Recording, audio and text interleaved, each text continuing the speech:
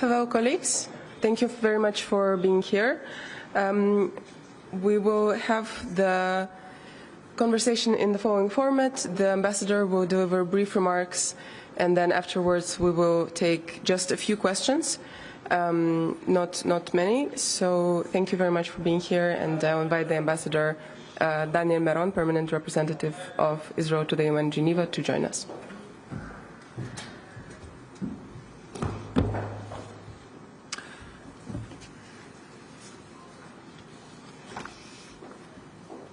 Thank you very much, Eli.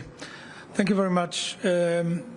Just an hour ago, I presented to the Human Rights Council, to the President of the Human Rights Council, Ambassador Hugh Glauber, a letter from the Minister of Foreign Affairs of Israel, His Excellency Gideon Sa'ar, a letter informing the President of the Human Rights Council that Israel is withdrawing from the Human Rights Council. The Human Rights Council has been a biased body since its beginning, with dictatorships lecturing democracies on human rights. As an example, Item 7, the infamous Item 7 on the agenda of the Human Rights Council, is the only country-specific item that targets a separate country, and that is Israel, and that remains on the agenda. 100 of resolutions have passed in this body, in the Human Rights Council, all dealing with Israel. 20% of all resolutions are on one country, specific country, and that is on Israel. Israel has previously disengaged, this is not the first time, from the Council in 2012 and in 2018, both times hoping that there will be some dramatic reform, there will be some change, yet to no avail. This body, the Human Rights Council, and the entirety of the UN system has failed Israel and failed the Israelis on October 7th and since then.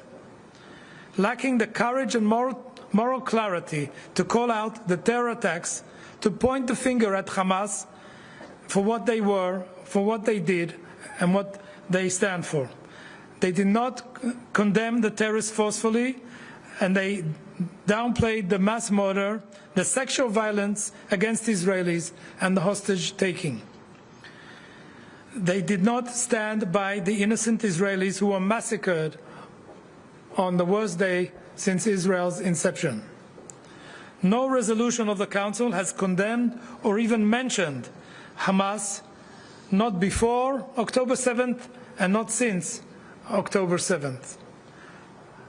This is deafening, the fact that this body here, the Human Rights Council, cannot speak out against Hamas. The silence is deafening. Special procedures, the human rights mechanisms, target Israel on a daily basis. They are based on one-sided mandates that disregard the human rights of the Israelis. These mandates are unique and unprecedented.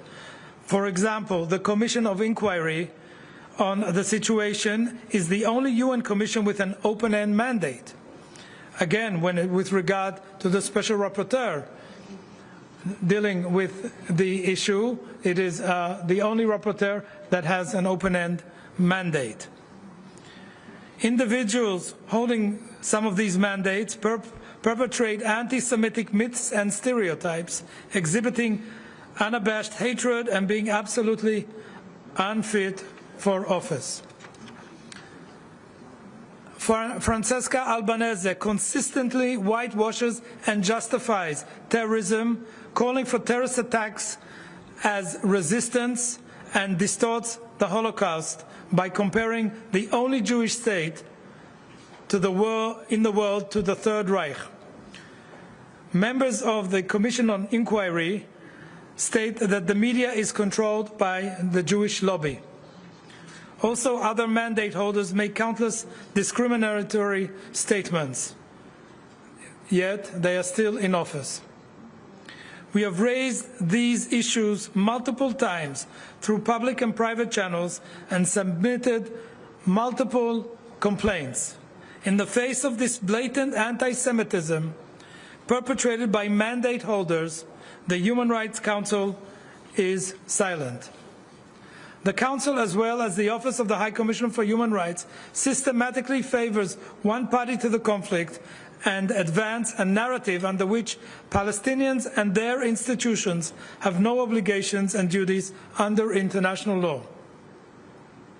We hope that the UN system will be able to undergo deep structural reforms that would end the politicization of human rights. Until then, Israel feels compelled to not engage with the Human Rights Council.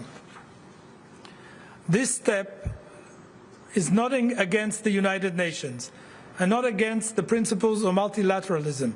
Israel is not against these.